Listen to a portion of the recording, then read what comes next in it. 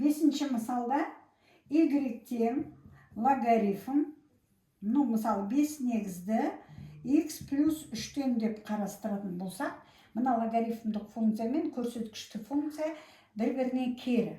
Бірақ енді қалай анықтаймыз? Ол үшін логарифм 5 негізді x плюс 3-ті y-ге теңестіріп алу керек. Логарифм анықтамасы бойынша, мына логарифм негізінің мынау дәрежесі мына өрнекті береді деп айтамыз. Логарифм анықтамасына сүйене отырып, x плюс 3 дегеніміз 5-тің y дәрежесіне тең болады. Мына жерде 3-ті тасымалдаймыз. 5-тің y дәрежесі азайтылған 3. X пен y-ті орнын алмастыра отырып, y тең болады 5-тің x дәрежесі минус 3.